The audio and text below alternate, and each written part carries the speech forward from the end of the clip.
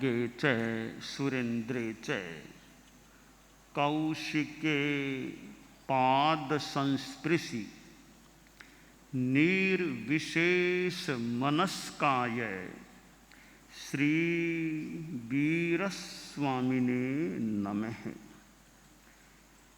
भगवती सूत्र में कहा गया है, अह भन्ते माया उवही नियडी वलए गहणे णूमे कक्के कुरुए जिम्हे किब्बिसे आयरणया गूहणया वंचनया पलि उंचनया साति जोगे ऐसणम कतिवन्ने जाव कतिभाषे पन्नत्ते गोयमा पंचवन्ने दुगंधे पंचरसे चौभाषे पन्नत्ते। भगवती सूत्र में प्रश्नोत्तर का क्रम भी काफी चलता है और भगवान महावीर के प्रधान शिष्य इंद्रभूति गौतम जो गणधर थे और वे यदा कदा मानो प्रश्न पूछते थे। एक बार भगवान महावीर राजगृह में और गौतम स्वामी पर्युपासना कर रहे थे और अनेक प्रश्न किए। एक प्रश्न यह पूछा कि भन्ते माया उपधि निकृति वलय गहन णूम कल्क कुरुए जैम्ह किल्विषिक आचरण गुहन वंचन परिकुंचन और साची योग, ये कितने वर्ण यावत कितने स्पर्श वाले प्रज्ञप्त हैं। गौतम, ये 5 वर्ण 2 गंध 5 रस और 4 स्पर्श वाले प्रज्ञप्त हैं। हमारी दुनिया है यह वैसे आकाश में है। जैन दर्शन के अनुसार आकाश अपने आप में अनंत है, एकाकार है। कोई पूछे आकाश का प्रारंभ कहाँ हुआ है और अंत कहाँ होता है, तो आकाश का प्रारंभ और अंत नहीं होता। कोई प्रारंभ का बिंदु है ही नहीं और न कोई अंत का बिंदु है, यानी आकाश का कोई और छोर नहीं होता, वह अनंत है। आकाश के 2 विभाग बताए गए हैं, एक लोकाकाश और दूसरा अलोकाकाश। यह संपूर्ण आकाश जो है इसमें छोटा सा लोकाकाश है। जैसे पानी के बीच में कोई छोटा सा टापू हो, ऐसा छोटा सा एक खंड आकाश का वह लोकाकाश है। लोकाकाश तो छोटा सा है, सीमित है, बाकी सारा का सारा आकाश अलोकाकाश होता है। दोनों में अंतर क्या है लोकाकाश और अलोकाकाश में? अलोकाकाश में कोई प्राणी नहीं होता, कोई पुद्गल, ये चीजें घड़ी एक चश्मा कोई भी ऐसी पुद्गलात्मक चीज नहीं होती और न धर्मास्तिकाय न अधर्मास्तिकाय। केवल वहाँ आकाश द्रव्य ही है और कोई द्रव्य नहीं होता। न कोई वहाँ सूर्य है न चंद्रमा है, ऐसा कुछ भी नहीं, केवल शून्य आकाश है, वह अलोकाकाश है। लोकाकाश के ऊपर नीचे दाएं बाएं चारों ओर अलोकाकाश ही अलोकाकाश पड़ा है। अब ये छोटा सा थोड़ा सा लोकाकाश है, इस छोटे से छोटा सा अनंत अलोकाकाश की तुलना में छोटा सा लोकाकाश है। इस लोकाकाश में हमारी सारी यह दुनिया है। स्वर्ग भी लोकाकाश में है, नरक भी लोकाकाश में है। हम सारे के सारे मनुष्य इस लोकाकाश में हैं। सारे पशु पक्षी तिर्यंच स्थावर जीव निकाय, ये सारे के सारे जीव लोकाकाश में हैं। मोक्ष में विराजमान परमात्मा सिद्ध आत्मा हैं, वे भी सारी की सारी अनंत आत्माएं सब लोकाकाश में हैं। तो यानी हमारी यह दुनिया लोकाकाश में है। और धर्मास्तिकाय अधर्मास्तिकाय भी इस लोकाकाश में ही है। धर्मास्तिकाय ऐसा तत्व है जो गति में सहायक है। मेरा हाथ हिल रहा है, यह ऐसे ही नहीं हिलता है। धर्मास्तिकाय का सहयोग मिल रहा है, तब हाथ में गति हो सकती है। हम लोग आप लोग चलते हैं, यात्रा करते हैं, चलते हैं तो धर्मास्तिकाय का सहयोग मिलता है, हम तभी चल पाते हैं, वरना कोई गति क्रिया जीव और पुद्गल की नहीं हो सकती है। तो यह सारा सहयोग हमें धर्मास्तिकाय से प्राप्त होता है। धर्मास्तिकाय अपने आप में अमूर्त है, वो दिखाई नहीं देती है, पर एक द्रव्य है, तत्व है और बड़ा कार्यकारी है कि गति में सहायता देने वाला है। उसकी सहायता के बिना कोई भी जीव, कोई भी पुद्गल इधर से उधर नहीं हो सकता। इसी प्रकार अधर्मास्तिकाय नामक द्रव्य भी है जो धर्मास्तिकाय से उल्टा है। अधर्मास्तिकाय का कार्य है स्थिति, गति निरोध में सहायता देना। हम स्थिर होते हैं, पदार्थ स्थिर है, स्थिरता में, स्थिति में, गति निवृत्ति में सहयोग देने वाला द्रव्य अधर्मास्तिकाय होता है। स्थूल उदाहरण से हम समझें धर्मास्तिकाय अधर्मास्तिकाय को, तो जैसे पानी में मछली है, पानी है तो मछली वहाँ गति क्रिया कर सकती है, रह सकती है। पानी से बाहर उसको निकाल के रख दो, फिर कितनी देर वह जिंदा रह पाएगी। जैसे मछली के लिए पानी आवश्यक होता है, मछली के जीवन के लिए पानी अपेक्षित है, वो पानी में रहती है।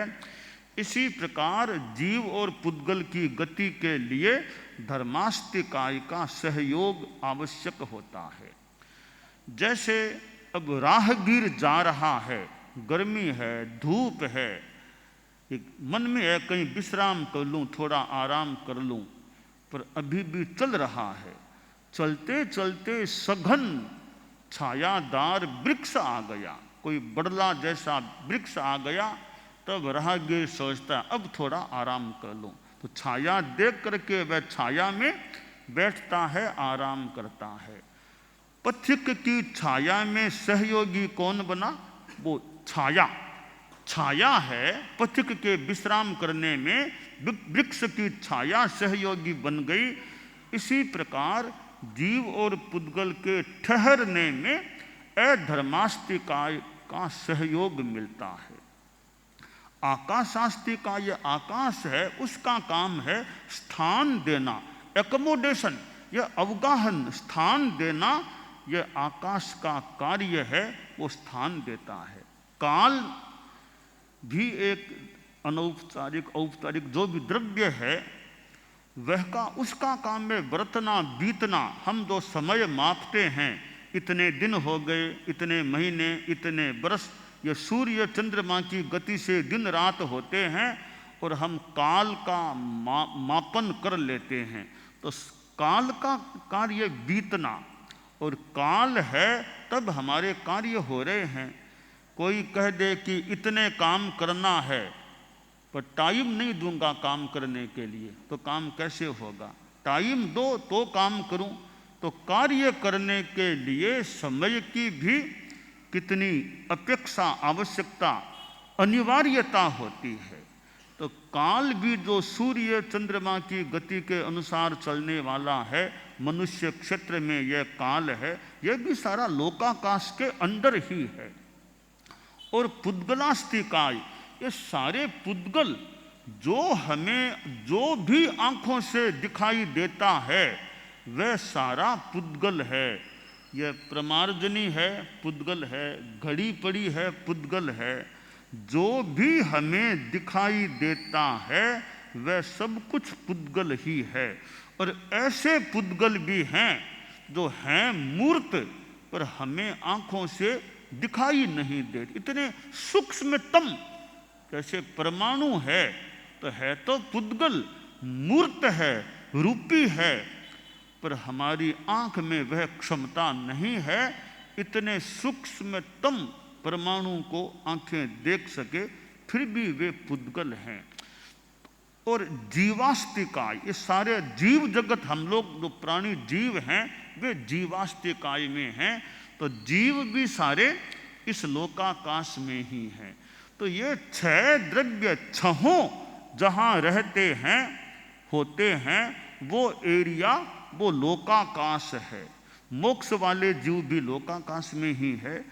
तो यह कोई यह प्रश्न करे कि यह सृष्टि, यह दुनिया क्या है, तो इसका उत्तर है जैन सिद्धांत दीपिका में जो दिया गया, सद द्रव्यात्मको लोक है। यह लोक वह है जहाँ छह द्रव्य धर्मास्तिकाय आदि विद्यमान रहते हैं, वह लोक है, लोकाकाश है। और अलोकाकाश में न धर्मास्तिकाय न अधर्मास्तिकाय, एक वहाँ मुख्य मूल आकाश तो है, वहाँ शून्य है, बाकी धर्मास्तिकाय अधर्मास्तिकाय ये चीजें नहीं हैं। तो इन छह द्रव्यों में एक है पुद्गलास्तिकाय। छह द्रव्यों में 5 अमूर्त हैं, केवल एक पुद्गलास्तिकाय ही मूर्त है, रूपी है। जीव और पुद्गल का एक संबंध भी है। जो आत्माएं मोक्ष में चली गई वे तो अमूर्त हैं, निरंजन, निराकार, शुद्ध हैं, परम ज्ञान, अनंत ज्ञान संपन्न है, अनंत दर्शन संपन्न, आनंद संपन्न, वे अमूर्त आत्माएं हैं। बाकी जो संसारी आत्माएं हैं, जैसे हम लोग हैं, हमारी आत्मा अभी पुद्गल से भी प्रभावित है, पूर्णतया विशुद्ध नहीं है। तो भगवती सूत्र में यहाँ जो गौतम स्वामी ने प्रश्न किया है, उस संदर्भ में जीव और पुद्गल की बात है। वो बात कैसे है कि गौतम स्वामी ने प्रश्न किया, अनेक प्रश्न है, उनमें एक प्रश्न है, उसका अंश है कि माया यानी वंचना, छलना, यह जो माया है उसमें कितने वर्ण होते हैं, कितने गंध, कितने रस, कितने स्पर्श। जीव और पुद्गल एक दूसरे को प्रभावित करते हैं। जीव के प्रभाव से पुद्गल में परिवर्तन हो जाता है और पुद्गल के प्रभाव से जीव में परिवर्तन होता है। तो यह हमारी चेतना जो है वो पुद्गलों से प्रभावित होती है। तो प्रश्न है कि माया, छलना, वंचना, ठगी, धोखाधड़ी, यानी माया है वो कितने वर्ण वाली हैं। यानी जैन दर्शन में यह सिद्धांत है कि जो पुद्गल होता है वह स्पर्श रस गंध वर्णवान पुद्गल है। पुद्गल वह होता है जिसमें स्पर्श भी होता है, रस भी होता है, गंध भी होती है और वर्ण भी होता है। वर्ण यानी ये काला, पीला, नीला, ये वर्ण है। तो पुद्गल में वर्ण भी होता है। पुद्गल में गंध, सुगंध, दुर्गंध, गंध भी होती है। पुद्गल में रस, तिक्त, कटु, कसाय, आम्ल, मधुर रस भी होते हैं। पुद्गल में स्पर्श भी होते हैं, शीत उष्ण आदि। तो गौतम स्वामी ने जो प्रश्न किया कि माया प्रश्न का एक अंश है, माया है वो कितने वर्ण वाली, कितने गंध वाली, कितने रस वाली, कितने स्पर्श वाली होती है। तो उत्तर दिया गया कि गौतम 5 वर्ण वाले, 2 गंध वाले, 5 रस वाले और ये 4 स्पर्श वाले होते हैं। ऐसे स्पर्श कुल तो 8 हैं, परंतु यहाँ जो माया का प्रश्न है, माया में 8 नहीं 4 स्पर्श होते हैं। यानी हमारे जो कर्म लगते हैं वो कर्म में 4 स्पर्श वाले चतुस्पर्शी होते हैं। शीत उष्ण रुक्ष स्निग्ध 4 से ज़्यादा स्पर्श कर्म में नहीं होते। तो माया में वर्ण भी है, गंध भी है, रस भी है और स्पर्श भी है। तो 5 वर्ण, 2 गंध, 5 रस और 4 स्पर्श माया में बताए गए हैं। अब प्रश्न है कि माया में किस रूप में है। तो यहाँ स्पष्टीकरण दिया गया है व्याख्या में कि अब ये जो पाप की प्रवृत्तियां हैं, इनके संदर्भ में 3 चीजें होती है। जैसे माया को ले, एक है माया पापस्थान, एक नंबर 2 है माया की प्रवृत्ति, नंबर 3 है माया से बंधने वाला पाप कर्म। पहली बात है माया पापस्थान, दूसरी चीज है माया की प्रवृत्ति और तीसरी चीज है माया करने से बंधने वाला पाप कर्म। ये 3 चीजें हैं।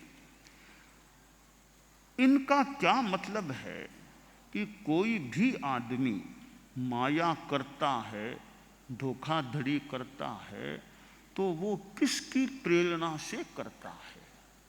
कोई न कोई भीतर में चीज है, वो आदमी से माया छलना कराती है। वो चीज है माया पापस्थान, जो पहले से भीतर में है।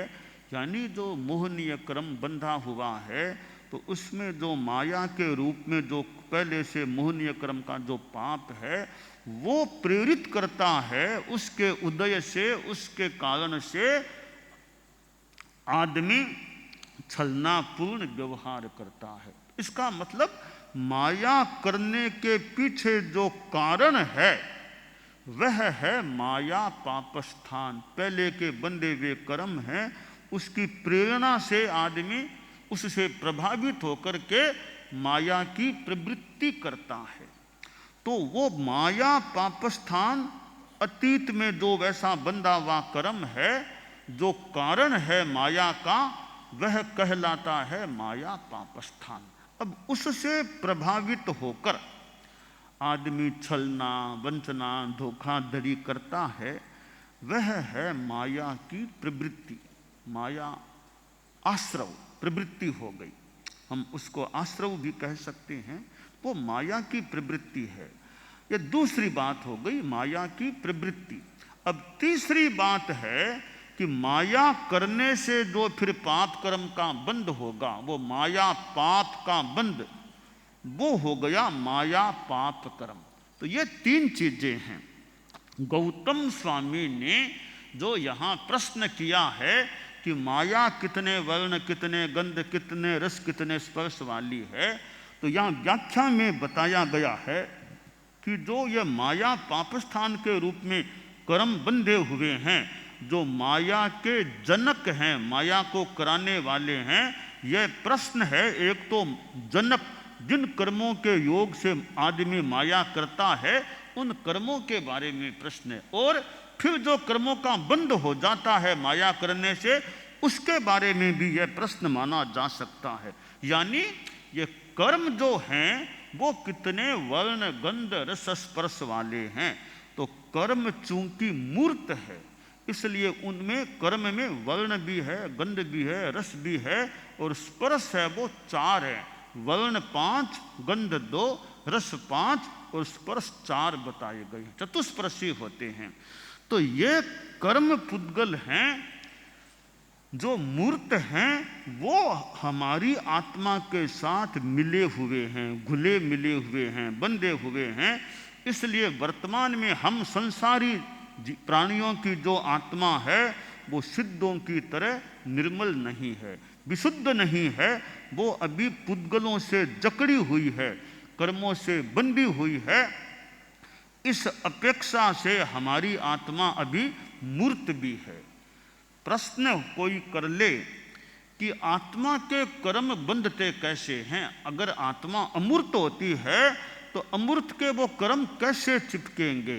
तो इसका उत्तर है, अमूर्त पूर्णतया तो आत्मा सिद्धों की है। हमारी आत्मा स्वभावतः अमूर्त है, पर वर्तमान में तो कर्मों के कारण वे मूर्त के रूप में हुई है। तो जो कर्म बंधते हैं वे मूर्त के ही बंधते हैं। विशुद्ध आत्मा के, कर्म रहित आत्मा के कर्मों का बंधन हो भी नहीं सकता। तो गौतम स्वामी का प्रश्न और फिर जो उसका उत्तर, और भगवान महावीर जैसे व्यक्तित्व, ऐसे उत्तरदाता कि उत्तरदाता कोई जिनको ग्रंथ देखने की अपेक्षा नहीं, कोई प्रमाण की अपेक्षा नहीं, ऐसे उत्तरदाता मिल जाएं कि कोई रेफरेंस की उनको जरूरत नहीं है। रेफरेंस देखने वाले भले देखो, उनको उत्तर देने के लिए कोई ग्रंथ मंगवाने की जरूरत नहीं। तो भगवान महावीर जैसे समाधान उत्तरदाता, तो गौतम स्वामी को उत्तर दिया गया कि यह माया है, वो 5 वर्ण वाली है, 2 गंध वाली है, 5 रस वाली है और 4 स्पर्श वाली है।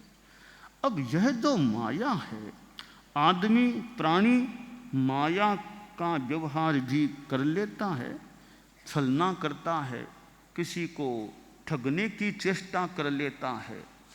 यह माया हमारे जीवन में न रहे या वो कम हो जाए, अल्पीकरण की ओर अल्पी भवन हो जाए कि जीवन में माया नहीं, सरलता, ईमानदारी, सरलता, सच्चाई, इन सब का संबंध है। माया और झूठ का संबंध है।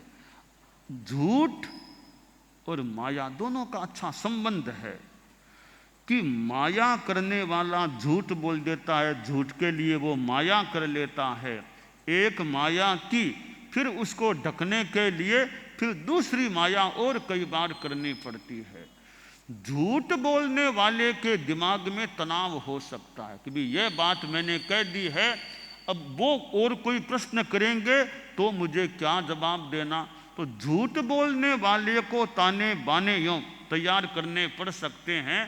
सच्चाई वाला आदमी है, सवेरे पूछो तो वही बात है, शाम को पूछो तो वही बात है, 6 महीनों बाद पूछो तो याद रहे तो वही बात है। उसको जरूरत नहीं इतने ताने बाने की, यानी अपनी बात को ढकना करना, वो ज़्यादा जरूरत नहीं भी पड़े, मनोबल अच्छा है। तो सच्चाई और सरलता का रास्ता सीधा सपाट है, और ये झूठ कपट का रास्ता बड़ा टेढ़ा मेढ़ा दाव पेंच वाला होता है। तो यह माया का रास्ता है। फिर झूठ कपट, ये सब झूठ और कपट, तो इससे आदमी बचे। आप लोग जो गृहस्थ हैं, गृहस्थाश्रम, गृहस्थ जीवन में हैं, ठीक है, साधु की तरह आपके कोई 5 महाव्रत के वो संकल्प नियम मान लो नहीं भी हैं, परंतु गृहस्थ भी तो सदाचार का जीवन जिए। माया झूठ कपट जितना प्रयास करके बचने का लक्ष्य रखे, कि चाहे व्यवसाय करना है, लेन देन करना है और कोई बात करनी है, बात में झूठ से जितना हो सके ज़्यादा से ज़्यादा बचने का प्रयास करें कि माया न करनी पड़े। और माया है वो, माया और झूठ आदमी की विश्वसनीयता को भी समाप्त करने वाली बन सकती है। अब आप लोग बिजनेस, धंधा, उद्योग करते हैं, आपने अनुभव किया होगा या कभी हो सकता है, एक बिजनेस, उद्योग, धंधा आपका अगर प्रामाणिकता के साथ चलेगा तो लोगों का विश्वास आप पर जम सकता भी, ये बड़े ईमानदारी से काम करने वाले हैं, मूल्य ज़्यादा भले लें पर चीज़ इनकी बिल्कुल निखालिस शुद्ध मिलेगी। जहाँ ये लगे नहीं नहीं पता नहीं, ये तो छल कपट करने वाले बनावटी चीज़ें बेच दें क्या पता, तो झूठ कपट करने से आदमी का विश्वास समाप्त हो सकता है।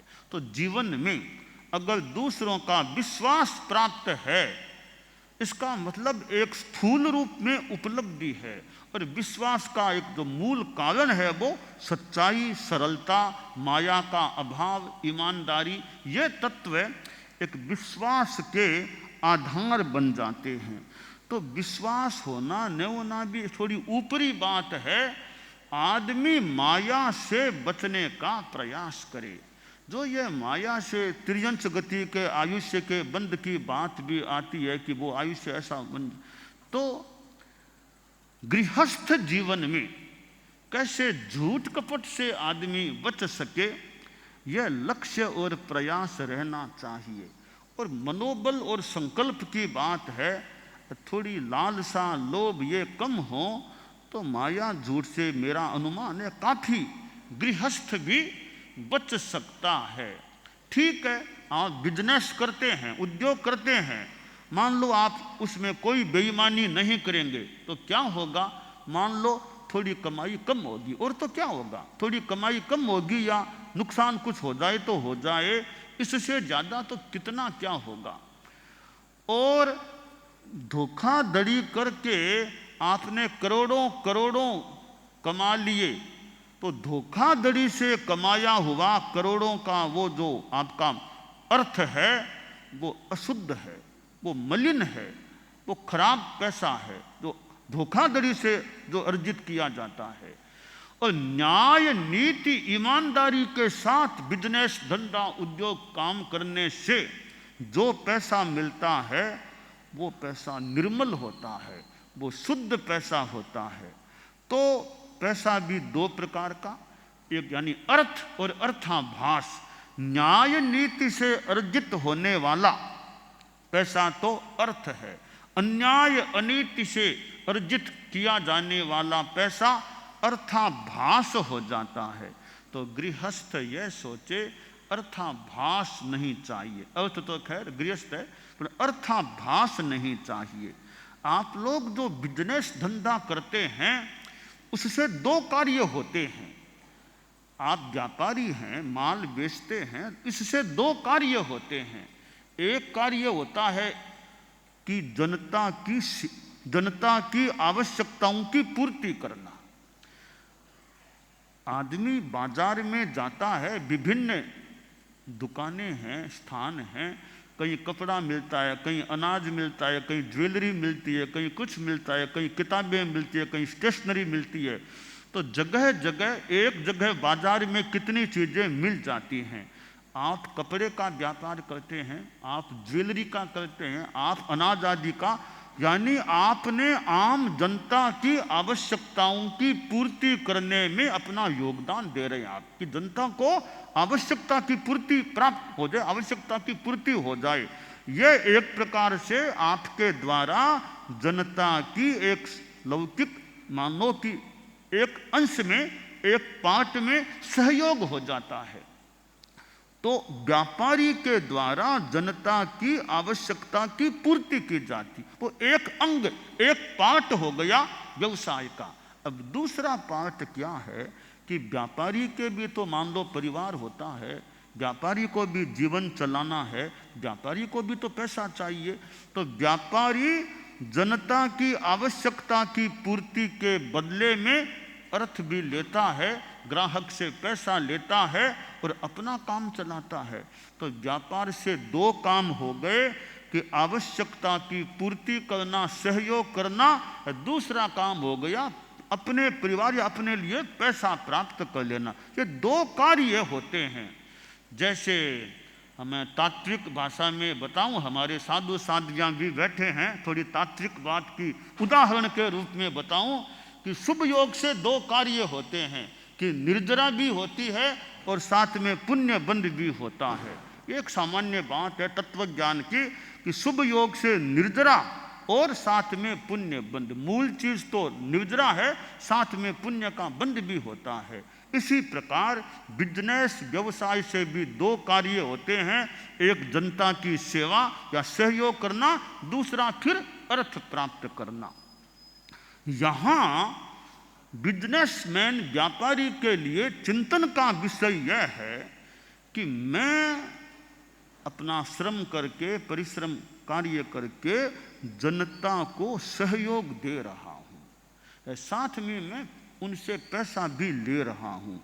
तो कहीं ऐसा न हो जाए कि मैं सहयोग तो थोड़ा करूँ और पैसा ज़्यादा ले लूँ, यह गलत हो जाता है। तो मैं ठीक है, जितना सहयोग करता हूँ, जो माल देता हूँ, उसकी व्यवस्था के अनुरूप मैं जो कुछ निर्धारित पैसा प्राप्त करूँ, वो कोई बुरी बात नहीं है। पर धोखाधड़ी करके, अन्याय करके, मिलावट आदि करके अगर मैं पैसा प्राप्त करूँ तो वो फिर एक तरह का पाप का काम, वो व्यवसाय का पाप होता है।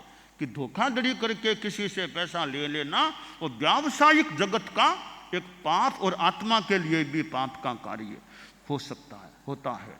तो यहाँ व्यापारी यह ध्यान दे कि सहयोग से ऊपर पैसा न हो जाए।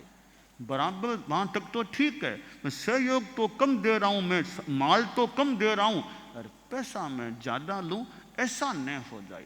यह ईमानदारी की बात है, यह माया से बचने की बात है। कि माया नहीं है, वो साफ बात है, जो मूल्य है वो बता दिया, उसमें कोई गलत बात नहीं, माया की बात नहीं। तो मूल्य है तो कुछ बता देना ज़्यादा या माल को देना कम, यहाँ बेईमानी और माया की बात हो जाती। तो गौतम स्वामी ने जो प्रश्न रखा है माया के बारे में, कितने वर्ण, कितने गंध, कितने रस, कितने स्पर्श वाली यह माया है, जो उत्तर दिया गया, 5 वर्ण आदि की बात बताई। तो गृहस्थ जीवन में भी यह माया का व्यवहार न हो, ऐसा प्रयास आदमी को, गृहस्थों को भी करना चाहिए। संकल्प अगर जाग जाए तो काफ़ी संभव है आदमी धोखाधड़ी से बच जाए। अब यही बात अब टैक्स के मामले में भी देखें कि टैक्स भी कौन कितना चुकाता होगा। बिजनेसमैन, बड़े बड़े उद्योगपति आदि आदि हैं। अब टैक्स के मामले में भी माया हो सकती है। अब कागज है, पता नहीं क्या फाड़ना और क्या करना और क्या दिखाना और कैसे क्या करना, तो यहाँ भी माया हो सकती है, झूठ बोलना पड़ सकता है। अगर संकल्प हो कि मैं झूठ नहीं बोलूँ, ठीक है, टैक्स भी आखिर सरकार मान लो लेती है, मूलतः देखें तो वो भी जनता के लिए है, वो एकदम जनता की व्यवस्था, जनता के सेवा के लिए है। तो जिस पैसे पर सरकार का अधिकार है वो पैसा बिजनेस आदमी कैसे रखे? वो तो सरकार के अधिकार का पैसा है।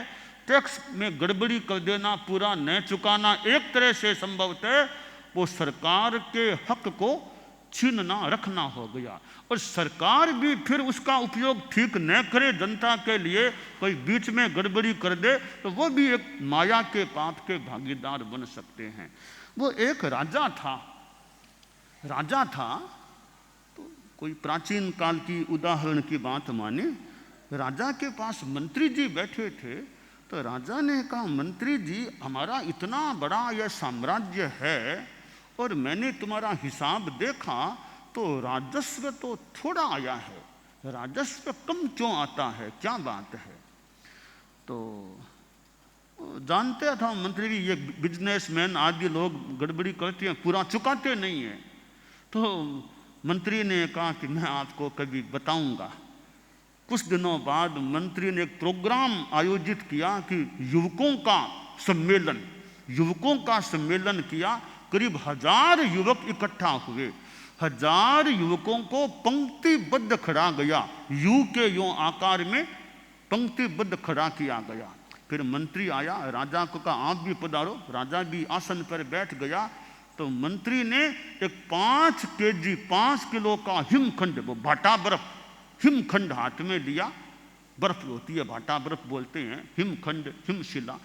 तो पहले युवक के हाथ में दी कि आप अगले के हाथ में दो, आप अगले की, या क्रम से ये आगे चलती चलती इधर के अंतिम युवक के पास आ जाए, वो युवक मुझको दे, मैं महाराज के हाथ में उसको अर्पित करूंगा।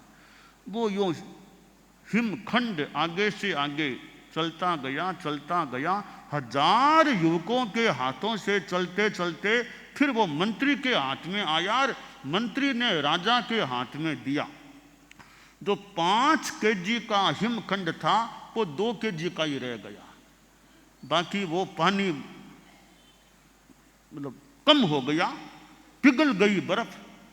तो राजा ने कहा, अच्छा मंत्री ये क्या प्रोग्राम किया है? तो महाराज आप तो संबुद्ध प्रबुद्ध हैं क्या? मैं जान तो गया कि महाराज ये हाल है हमारे राज्य का। हाल क्या है?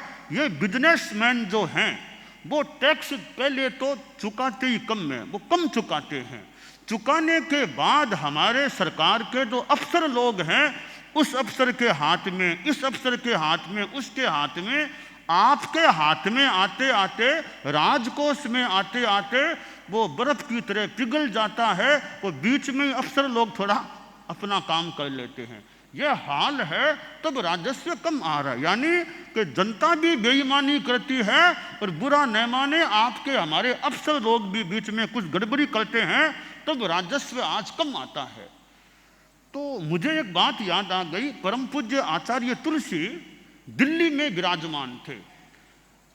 अनुव्रत भवन जो है दिल्ली में, वहां प्रवास हो रहा था गुरुदेव का। तो तत्कालीन प्रधानमंत्री राजीव गांधी आचार्य श्री के पास दर्शन करने या बात करने, भेंट करने आए थे। तो अनुव्रत भवन के मुझे स्मरण है, वो नीचे का ग्राउंड फ्लोर है, वहाँ एक जगह पर गुरुदेव थे और वो प्रधानमंत्री जी आए। हालांकि मैं वार्तालाप में शामिल नहीं था, जितना मैंने सुना उसके अनुसार उसका भाव है।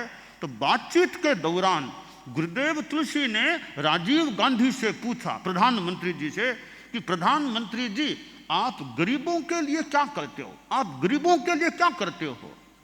तो बातचीत में प्रधानमंत्री जी ने संभवतः यह कहा कि आचार्य जी हम गरीबों के लिए ध्यान तो दे रहे हैं, गरीबों के लिए फंड की ओर की व्यवस्था करते हैं, पर एक हमारी समस्या है, हम जो फंड गरीबों के लिए जितना देते हैं वो आगे चलते हम 1 रुपया अगर गरीब को देते हैं तो गरीब के हाथ में पहुँचते पहुँचते उन्हें जो भी कहा होगा कि 15 पैसा ही बचते हैं, फिर वो इतना सारा बीच में ही हो जाता है। यह हमारी एक समस्या है, क्या करें गरीबों के। तो यह यानी किसी को बुरा कोई न माने, चाहे सरकार के लोग हो, अफसर आदि, चाहे जनता, दोनों का कर्तव्य है कि जो गौतम स्वामी ने जो प्रश्न किया माया के बारे में, तो माया से अफसर आदि भी बचने का प्रयास रखे और आम जनता भी बचने का प्रयास रखे, बिजनेसमैन आदि भी माया से बचें, वो टैक्स चुकाने में माया न करे, अफसर आदि टैक्स की जो पैसा है उसको इधर उधर करने का प्रयास न करें, तो यह प्रामाणिकता का क्रम जनता में रह सकता है। तो गौतम स्वामी ने तो ये माया के बारे में प्रश्न किया है, तो हम हालांकि साधु समुदाय तो खैर पूजनीय एक हो जाता है, परंतु कभी कभी साधु भी माया छलना कई बार कर सकता है, क्योंकि छद्मस्थ है, 6ठा गुणस्थान है। तो साधुओं को हमको तो चाहिए ही चाहिए कि जीवन में छलना माया से बचने का प्रयास रखें। फिर भी साधु को तो इतना न पैसे से मतलब, न कोई बेचना, न लेना, न खरीदना, तो एक अवसर मान लो कुछ कम है माया का। आप लोग जो इस दुनियादारी में जीने वाले हैं, गृहस्थ आश्रम में जीने वाले हैं, जिनका पैसे से काम पड़ता है, लेन देन होता है, ब्याज लेना, बैंक में जमा कराना, किसी को देना, किसी से लेना, कई बार विश्वास के आधार पर आदमी दे देता है, दिया तो विश्वास के आधार पर। अब जिसको दिया अब वो वापस देने में संकोच करता है कि वापस देने में बहुत देरी करता है, तो विश्वास के आधार पर दे देता है। फिर विश्वास के आधार पर जो दिया गया वो लेने वाला वापस देने में कतराता है। हो सकता कुछ मजबूरियां हो सकती है उसकी, कुल मिला करके वो माया न हो, झूठ कपट से आदमी बचने का प्रयास करे। और हो सकता है झूठ कपट के बिना जो बिजनेस धंधा चलता है वो कहीं ज़्यादा महत्वपूर्ण हो सकता है, लोग उस पर ज़्यादा विश्वास करने लग सकते हैं, उसका काम आगे भी अच्छा बढ़ सकता है। काम आगे बढ़े न बढ़े, मूलतः आत्मा, जो गौतम स्वामी ने कहा कि माया 5 वर्ण 2 गंध आदि की बात है, आत्मा पाप कर्म के बंध से कुछ मुक्त रह सकती है, बच सकती है। इसलिए श्रावक श्राविकाएं, कोई भी श्रावक क्या, आम जनता में कोई भी आदमी है, गुरुदेव तुलसी ने जो अनुव्रत आंदोलन चलाया वो कोई जैनों के लिए, जैन अजैन कोई भी हो, जीवन में ईमानदारी सबके लिए अच्छी है। जैन हो अजैन हो, कोई नास्तिक हो या आस्तिक हो, देश का हो विदेश में रहने वाला, कहीं रहने वाला हो, यह व्यापक चीज है कि ए माया, ईमानदारी, सरलता, सच्चाई वो आदमी के जीवन में हो तो आत्मा, जो गौतम स्वामी ने पूछा कितने वर्ण कितने गंध वाली माया, तो माया के पाप से आत्मा बची रह सकती है। तो हम अपने जीवन में झूठ कपट से बचने का प्रयास रखें, अपना सादा जीवन, अच्छा सदाचार, निर्मल व्यवहार, छल कपट रहित हमारा बातचीत का तरीका हो, तो हमारी आत्मा इस माया के पाप से काफी या पूर्णतया सुरक्षित रह सकती है।